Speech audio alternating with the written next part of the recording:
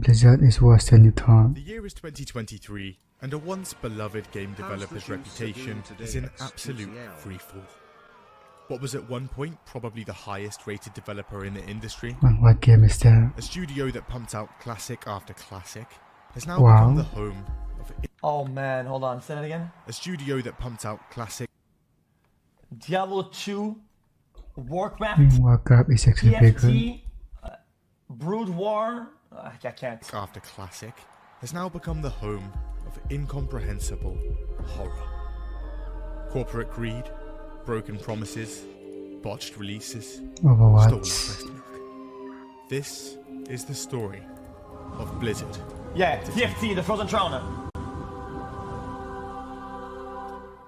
Warcraft 3, Reign of Chaos, and the Frozen Throne, TFT.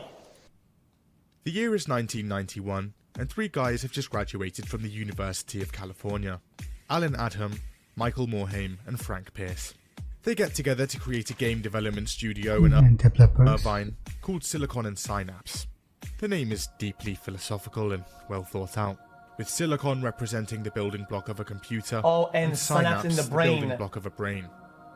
Good one. However, people keep mistaking the silicon part for the material in breast implants. Anyway, they don't use that they anymore, I spent don't the think. first few years porting games to different systems, but soon begin producing their own original games, with The Lost Vikings in 1992 and Rock and Roll Racing in 1993. Eventually, they get sick of constantly being mixed up with women's breasts, so they decide to switch things up, changing their name to Chaos Studios. However, a company Now very edgy, huh? based in Florida already has the trademark, and they're now asking for $100,000. They then decide to change the studio's name to Ogre Studios. But in 1994, they're acquired by a holding company for a few $1 million, Like the Shrek. and turns out their new owners aren't a fan of the new name, okay. So they flip through a dictionary, and oh my god, there it is. In 1994, Blizzard releases their first self-published title, a real-time strategy game called Warcraft, Orcs and Humans, and it's an instant success. It's one of the earliest real-time strategy games to hit shelves, and it's a blast.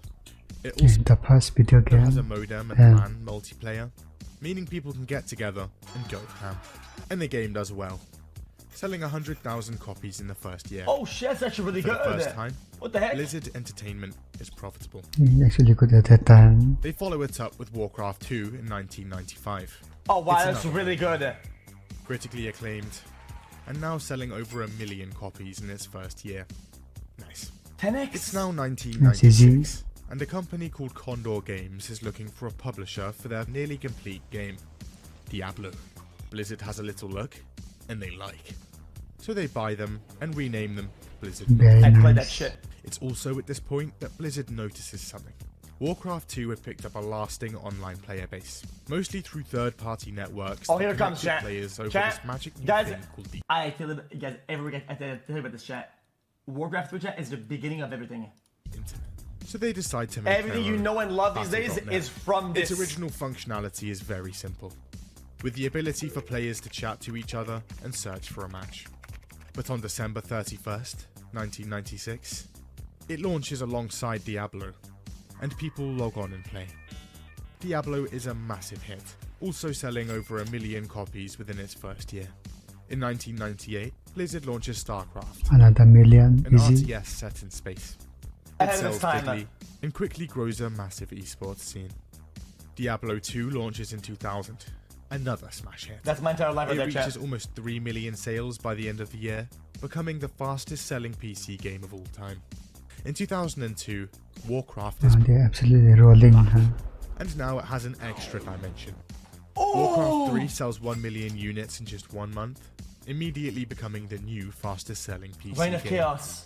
It also releases with a campaign editor, which spawns a series of popular mods like Defense of the Ancients. And Chat. after its expansion, Chat, guys, listen, chat, guys. Compared to StarCraft, chat, this game had something different. Okay, chat, it is actually interesting. It's you control units, right? You always have a hero. What you want is you want to have at least one hero, right? And in this, they get a bunch of heroes, right? All the heroes, and then they give new names, whatever, and they make this game where everyone only plays one hero. Fuck the units, they just play one hero, and boom, that's how this was made. Ancients. That's how you After play its League and expansion in Dota and all that. 2003, it's all hands on deck for Blizzard's next project. The year is What are they cooking next? 2004, and Blizzard is getting ready to release its biggest game yet. They'd seen how big MMOs like EverQuest were getting, and thought they'd try their hand. And after $60 million and 5 years of work, it's finally nearing That's release. so little work for how And much there is in November there. 2004, World of Warcraft launches. And it takes the world Wow. by storm, smashing even Blizzard's forecasts. There are so many players trying to log on in the first week that their servers have a complete meltdown, with server queues reaching the thousands. Get past the queues and actually into a game? Well, now What you're is that ping? greeted with a ton of latency issues and a probable disconnection, meaning you're now back on that queue screen. After the initial server problems are ironed out and people can actually play, the game sucks people in en masse. Fans are very enthusiastic. It hoovers up awards left, right and centre, and sells a ton of copies, reaching almost 6 million sales by the end of its first year. Is the gamer get World of this? Warcraft isn't like your average game though. Instead of simply Well, buying a subscription, copy, players 6 have to mil. pay a $15 monthly subscription fee to play. 6 million times 15 every month. And Blizzard isn't doing too badly. Everyone is playing the game, and its ads go on to feature a ton of celebrities. I'm Chuck Norris, and I approve this game. And others like Vin Diesel, In this is copy. William Shatner, Henry Cavill, Mila Kunis, and Dave Chappelle announce their addictions in various interviews. World of Warcraft is everywhere. God fucking damn it! World of Warcraft would also result in the launch of BlizzCon in 2005, a massive annual convention that would feature big musical acts and announcements for Blizzard's future games. Fans could also ask the devs questions, and were sometimes even featured. At this point, Blizzard is among Classic, the all-time greats of gaming. Every game a smash hit. They could do no wrong. Yeah, surely. But first, flying a plane is easy. Just get in, This is an ad. flip a few switches, and you're off. Oh, never mind. But in War Thunder, Oh, it's nah. even easier. And a ton of that's- fun. Jump okay. into Xbox, PlayStation stuff. Just sign up through the link in the description.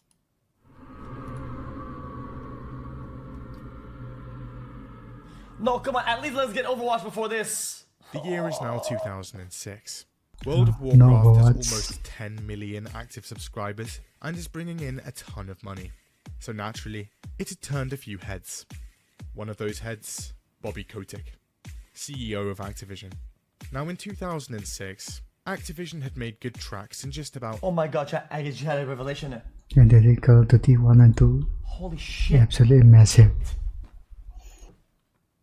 Hold on. Chill on. Guys, it's the guy from fucking Moneyball. Moneyball? Guys, it's the guy from Moneyball. Wait, what was his name? Bobby? Guys, We're not gonna do better next. To be okay not spending money that I don't have. It is him, huh? I'm asking you to take a deep breath, shake off the loss, get back in a room with your guys, and figure out how to find replacements for the guys we lost. it's the Moneyball guy. Holy shit, dude. That's insane. Look, I didn't tell the fuck off. The money that we do have. I'm not leaving here. I can't leave here with that. What else can I help you with? Damn, tell him, dude. Tell him. He fucking, bro, you could tell he fucking knew that line from The Office, dude. Dude, you could tell he sits in the office like a million times. Look at him. What else can I help you with? What else can I help you with, bitch? Get the fuck out of my office, pussy.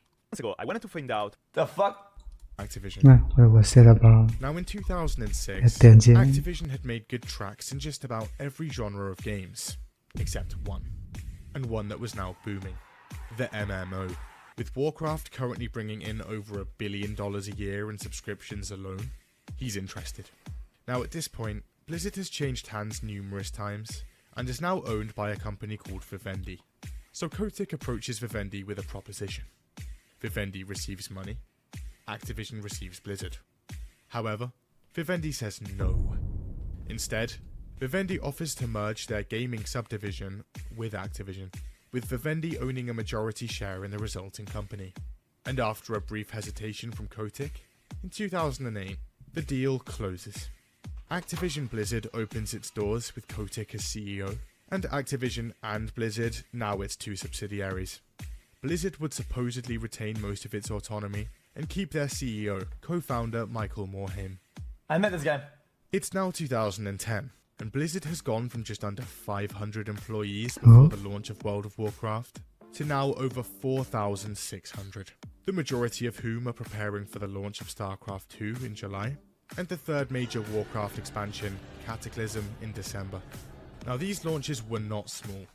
Warcraft had been hitting peak after peak of players, and was now at 12 million monthly subscribers, and StarCraft 2's sales projections are also sizable. But Blizzard Cataclysm currently can has a suck problem. my balls. Their forums. They're a little What? bit toxic. Blizzard has a big team of moderators, but according to them, this still What? wasn't enough. So behind the scenes, they get brainstorming, and someone has a brilliant idea. How about we just force everyone that posts on our forums to use their real first and last name? Genius. And in July 2010, Real ID is unveiled. And people absolutely Oh no. So in an attempt to sell the idea to players, Blizzard's community manager posts his full name on the forum. See guys, it's fine. But almost instantly, people descend on the forum and get to work. And within mere minutes, 你的读清单 they find and publish his home address, phone number, Yep. age, Facebook, family names, and a list of his favourite music and movies. Okay, you know what? Fair enough. And after just a few days of being announced, Real ID is scrapped entirely.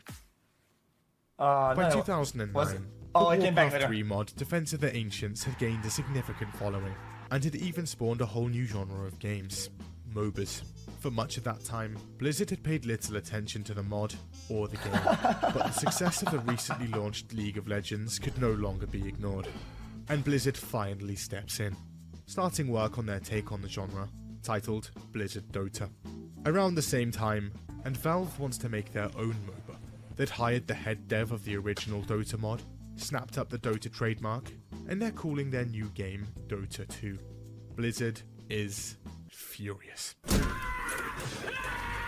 So in 2012, they What filed was that movie a from? statement of opposition, arguing that the name Defense of the Ancients was associated exclusively with Warcraft Talking due to to one. it being made in their map editor. However, this argument has issues. No shot. The mod was created in Warcraft 3's map editor, but that map editor had no specific terms and conditions on ownership of said maps, IP, and concepts. They end up settling out of court a few months after, with Valve getting the commercial rights to the term Dota, and Dota 2 releases in 2012. It's massively successful, and goes on to be an esports. Chat, the people who played Dota, they knew everything Releases about in Dota. 2012. They could have named this fucking banana, and it would have been had the exact same success. It didn't matter. It's massively successful, and goes on to be an esports giant. Blizzard The naming kind of gets doesn't non-commercial matter. use of the title for its community, and renames Blizzard Dota to Heroes of the Storm, The which fuck? releases in 2015, Oh, pfft. and support is canned 3 years later. Blizzard would change its licensing agreements for all future games to include their ownership of player-created maps in an attempt to avoid this ever happening again. I mean, that shit was It's complete 2012, garbage. and the massively anticipated sequel to Diablo 2 is looking like it's releasing this year.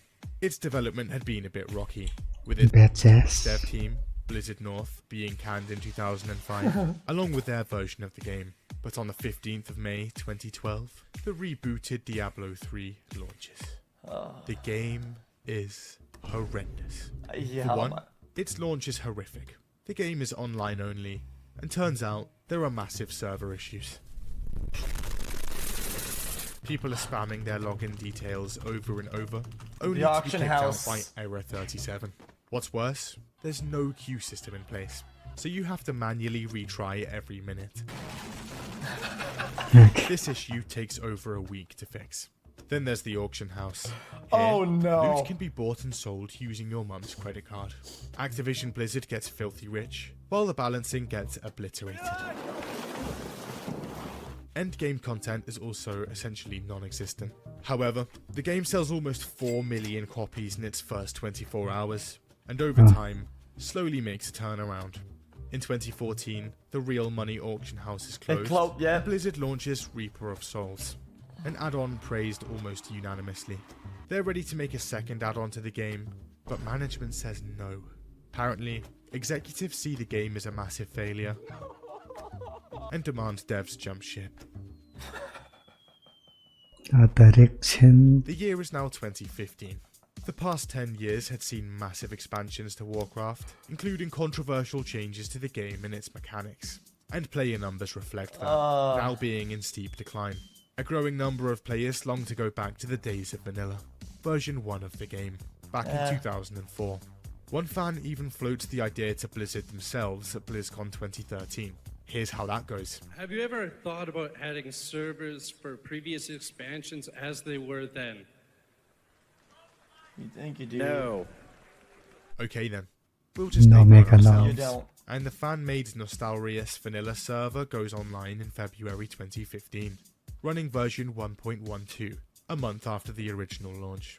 It's not long before the server gets massively popular, with almost 1 million accounts registered. It's also not That's long before impressive. Blizzard catches wind and brings the hammer down. Their lawyers sent them a cease and desist in 2016, and the server is promptly shut down. Realizing they were completely wrong about vanilla Warcraft, Blizzard do a full 180 and announce Warcraft Classic in 2017. Back in 2007, Blizzard started work on a huge MMO called Project Titan. Yeah. It was described as a combination of Left 4 Dead, Team Fortress, and The Sims.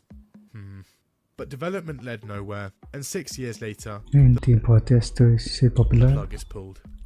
A massive failure on Blizzard's part, and a major internal embarrassment. I wonder what will However, happen with this. the team behind it would attempt to rework the remains of the story and assets into another project, and in 2016, Overwatch hits shelves. Oh no. It's amazing.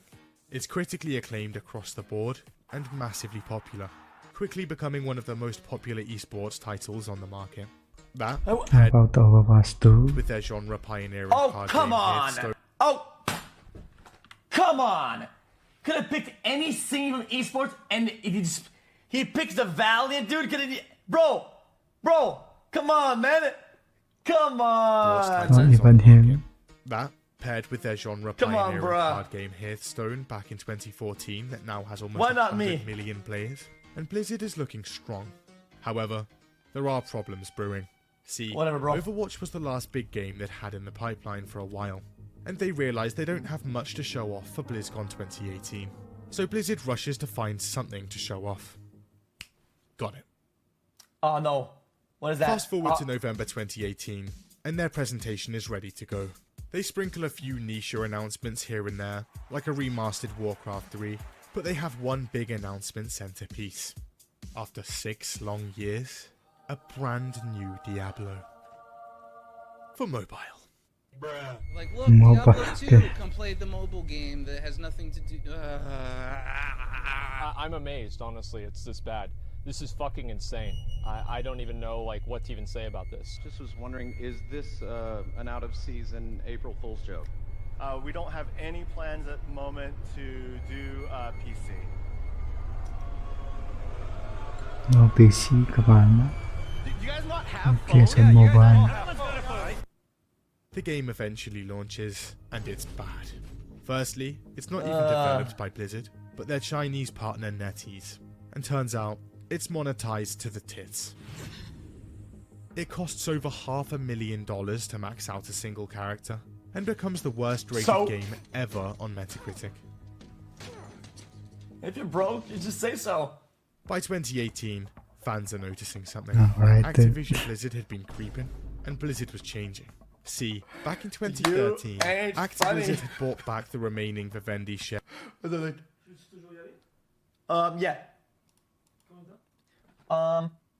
You want it?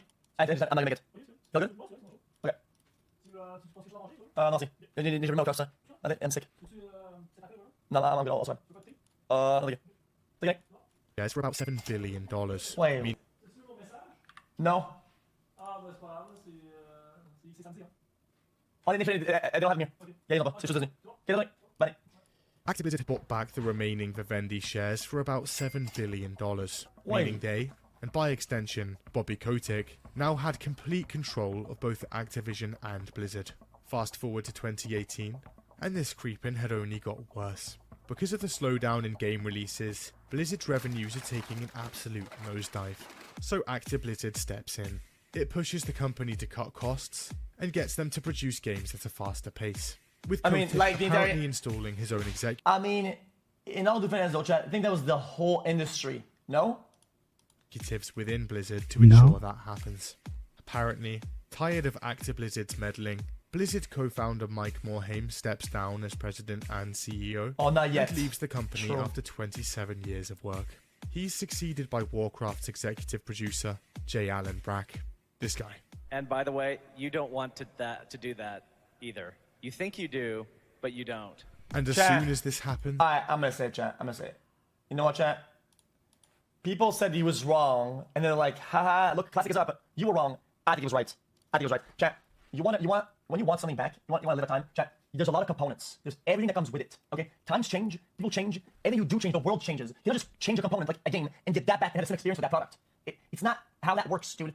The numbers reflect it too. To do that either. You think you do, What, but you what don't. is he talking about? And as soon as this happens, we accelerate. The company immediately prioritizes cutting costs, and the heroes of the Storm's development team is outright annihilated. Its esports league is also scrapped right before its 2019 season. As a result, entire teams, commentators, and support staff are suddenly left jobless. And despite 2018 being a record year for Blizzard profits, they lay off 800 employees, almost 10% of the company. They begin rehiring the exact same jobs a couple of years later. So going into 2019, people are not happy. But turns out, over on the other side of the world, and things are happening in Hong Kong, they're not good. Their government has proposed a bill that would give China more authority over them, and that's not too popular. At the same time, Hong Kong native Blitz Chung is participating in Hearthstone's esports league. He wins, and uses the post-game interview to show his support for the protests. But as soon as he says it, something happens. See, Blizzard has a huge player base in China, and to keep that player base available to them, they have to bend over backwards for the Chinese government. So when this happens, they go scorched earth. They take the livestream. Wait, did the casters hide? Chinese government. So when this happens, they go scorched earth. They take the livestream down seconds after he says it, slap him with a year-long ban, and even confiscate his prize money. Even the guys casting the stream are fired. It's not long before the internet catches wind, and people are furious. At one point, even Congress members have a go. After a few days of pressure, J. Allen Brack eventually comes out. He reduces the ban to half a year, and grants Blitzchung his prize money back. He also says that Blizzard's relationships with China had no influence on their decision. Blizzard is starting to look seriously not cool. So they decide to go into BlizzCon 2019 with the big guns, announcing Diablo 4 and Overwatch 2. Also, that Warcraft remaster they'd announced at the infamous 2018 BlizzCon is coming out next year. This'll be good. Back in 2015... at this point, chat, guys, the Overwatch players would dwindle so badly, chat, that there's so little players that decided to switch from 6-player teams to 5. You know, dude, it's a disaster. It's a disaster. Remaster old games, the first of which would be Warcraft 3. And in January 2020, the highly anticipated remaster launches. And, oh boy, the game is beyond terrible. Here's why. Before launch, Warcraft 3's advertising touted multiple new features. Over 4 hours of cinematic new cutscenes, more story, and new voice acting. And a complete campaign overhaul, changing the story to be more in line with the current Warcraft lore. But when players log on, turns out absolutely none of this is in the game. This is after being advertised on the website for over a year. Liar! There's also a ton of features from the original Warcraft 3 just outright missing. Here are a few of them. No ranked play? No. No profiles? No. No account stats? No. No custom campaigns? No. No clans? No. No cross-region play for custom games? No. And no offline play. No. It's possible after a few patches, but it's a little complicated. Also, after some digging, people realize the main menu background is actually a Chrome-based web app and is taking up more of your CPU power than the actual game. So bad. Online matchmaking sucks and kicks you out all the time. This is without a way to reconnect, by the way. Graphics are worse than advertised. Treason! Have you lost your mind on It's a bloody mess. The new art direction is bad. 5 of the game's maps are exactly the same as the original, and poor optimization, tons of crashes, and countless bugs. On top of all of that, Reforged is a mandatory update for everyone with the original game. Own the original with no intention of upgrading? Well, here's an additional 30 gigabytes of install size anyway. All of this amounts to one of the worst launches of a game in history. Within a few days of release, it ends up at 0.5 out of 10 on Metacritic. At the time, the 0.3. lowest Metacritic score in history, before being dethroned by Diablo Immortal. So naturally, hordes of people pile in to request refunds. But wait, you've booted up the game even just once? Sorry, you're not allowed. There's so much outcry about the game, however, that Blizzard eventually caves and starts actually granting refunds. The game is so bad that the entire classic games division at Blizzard is completely canned. You're fired! Get out of here! It also causes an upcoming Diablo 2 remake to be pushed back more than a year. So it's 2021, and Blizzard's reputation is currently abhorrent. Luckily, so Overwatch separated. 2 is just around the corner. Hold on a sec. Oh god.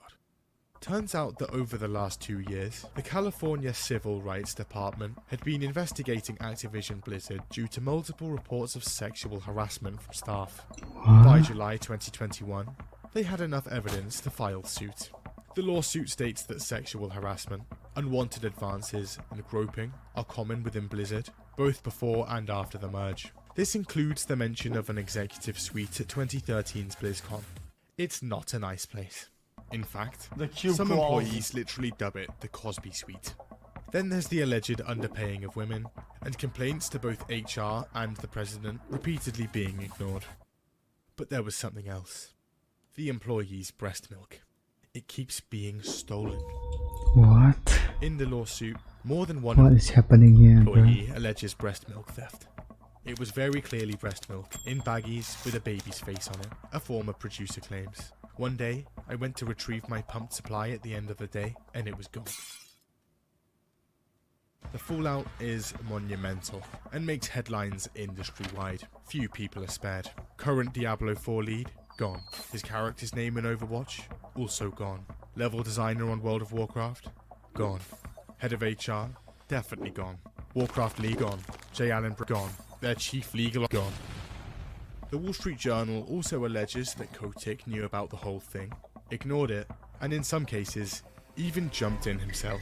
He denies most of the allegations. I did not. But eventually apologizes for a one-time instance where he left a voicemail threatening to have his assistant killed.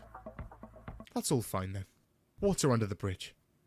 Sponsors like T-Mobile, Coca-Cola, Kellogg, IBM and Pringles also all jump ship from the Overwatch Esports League. And Activision Blizzard is hit with a class action lawsuit on behalf of its shareholders. Wait. IBM and Pringles also all jump ship from the Overwatch Esports League. And Oh, chat, you know what I got, chat? Chat. Look at it, chat. Look at it. Chat, what is this? T-Mobile useless. MVP trophy before they left it. Holy relic. Activision Blizzard is hit with a class action lawsuit on behalf I'm of its not in this thing. What? Overall, the situation's not looking great. Activision Blizzard denies most of the claims, and in June 2022, they investigate themselves and find no wrongdoing.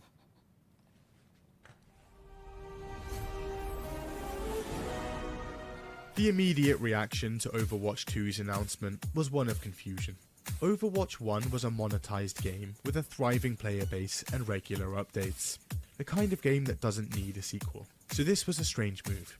Overwatch 2's development would also mean the end of support for Overwatch 1 in 2020, with us seeing no new Overwatch content for multiple years, essentially killing the game.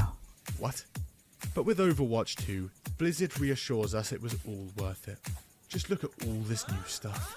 5v5 instead of 6v6, shiny new graphics, balancing changes, map reworks. Chat, we would get like a one map every like 8 months, something like that, right? Or something like that, right? Then they stop updating it, and for like 2 years or something like that, there's nothing new. And like, oh, here's a new game. Here's like 3 maps. It's like, brother, if you just kept up the pace of how you release the maps, we would have the same amount of maps. Like, if you stop doing something, you say, oh, we did it all at once. It's like an explode. You didn't do anything. 6 new maps, 3 You new just heroes, repaste it. more than 30 new skins, a new game mode, a battle pass and cosmetics shop, and most importantly, a PvE campaign.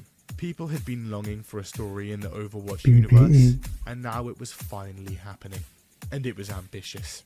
Blizzard shows off a full campaign, along with hero missions, talents, and massive skill trees unique to each hero. Hundreds of missions at launch, they announce. A truly replayable campaign. Okay. And don't worry. Guys, I played at BlizzCon chat. Guys, I streamed the extra chat. Okay, guys, I'm not kidding. Okay. The mission was like, it was like 20 minutes long or something like that. Chat, I was bored at like 9 minutes in it. That's how bad it was. With Overwatch 2, Blizzard tells us they were redefining what a sequel really means. Overwatch 1 players get all the new maps, updates, and heroes that release in Overwatch 2, and both player bases can crossplay together. The purchase of Overwatch 2 essentially only granting the PvE mode. Okay, sold. Players are on board. 10th of March 2022, and Blizzard has an announcement. Look, we know we said hundreds of missions at launch, but, well, it's taking a while, so we're just going to release the game now without it, and add it later. Then in June, they come out again. The game's now free to play, and launching in October. But anyway, on the 4th of October 2022, it goes live. There are some issues. Events are bad, tons of balancing issues, the looking for group feature is now just completely gone, but mainly, there's the new cosmetics system. In Overwatch 1, earning cosmetics was simple. Just play the game, level up, and earn loot boxes that give you skins. You could pay for them, but that was completely optional. In Overwatch 2, things are different. Blizzard has now slapped on a seasonal battle pass system, where the bulk of cosmetics would now be unlocked. My loot boxes. There's also a rotating store, and the prices there aren't great. You can unlock skins for free through the challenge system, but there's a problem. It takes about 8 months to get one. A simple character recolor takes almost 4 weeks. All of this means that it will take you around 327 years to get all the stuff you could get relatively quickly for free in Overwatch 1. The Battlefront method. Also, there's now a new hero every other season, and they'd be locked behind the later levels of the season pass. Your options are, spend every minute of your life grinding for them, or pay up. Give me money. In Overwatch 1, they were unlocked straight away. Fans don't take kindly to these changes. But then in May 2023, Blizzard comes out again. So, that PvP hero campaign that we've been advertising, and was pretty much the sole reason we made the sequel in the first place, pretty much completely scrapped. No more talent trees or hero missions. Instead, we're just gonna pepper some PvE missions around every few seasons. This was essentially the entire selling point for the sequel. Some of the remaining story content is still planned, with its first release on August 10th. But when it finally releases, it's only 3 missions. Blizzard is saying the game won't be getting any more story missions until at least 2024. They also add Overwatch 2 to Steam, and it instantly becomes the worst reviewed game of all time now. Oh, so bad. The year is now 2023. And Blizzard's reputation has never been worse. So when Diablo 4's release approaches, people are cautious. But on the 5th of June, the game launches. And it's surprisingly good. There are some issues here and there, but reviews are mostly positive, and over 10 million people log in and play, making Diablo 4 Blizzard's fastest selling game of all time. For the first time in years, things are actually looking up. And this game was live service, meaning it would receive 3 seasons of content for the foreseeable future. The first of which was launching in July. A month later, and in July, Season 1 of... Because I hadn't heard or seen the word D4 since the game released.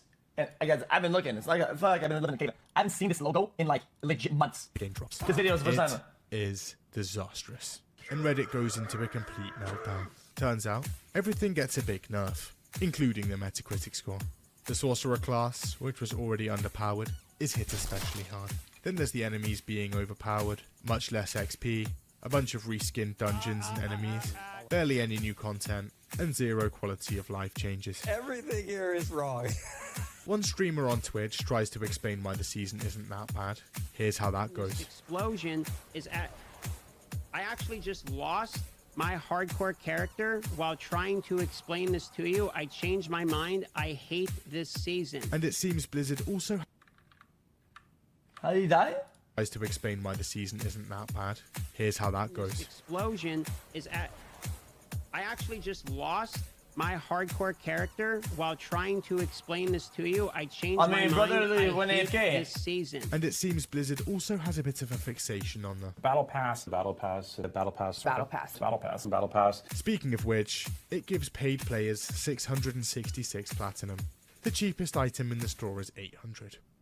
Also, back when Blizzard was designing the menus for the game, they decided to place the Activate Premium Battle Pass button right next to the button you're constantly pressing to see your season progression. Ooh, that's kind of small. There's also no confirmation button, so if you want to check your progression and accidentally misclick, congratulations, you've just purchased it.